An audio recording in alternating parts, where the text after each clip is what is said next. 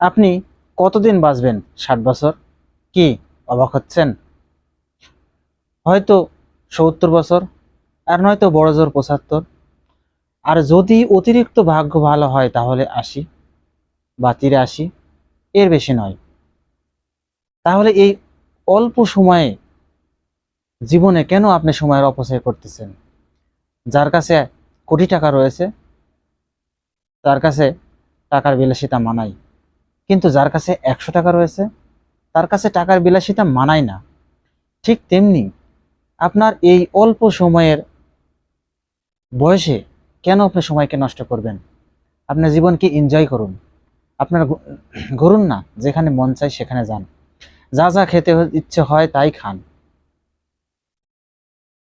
আপনি এই 2 দিনের জীবনে কি করবেন? এত অগাধ ধন সম্পদ, এত টাকা পয়সা, যেগুলো শুধু আপনাকে পরবর্তী জীবনে কষ্ট ছাড়া আর কিছুই দেবে না।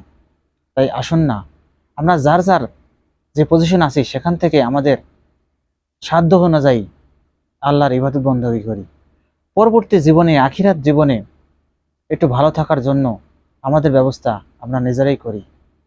নিশ্চয়ই আল্লাহ আমাদের ভালো রাখেন, ভালো চান এবং ভালোবাসেন।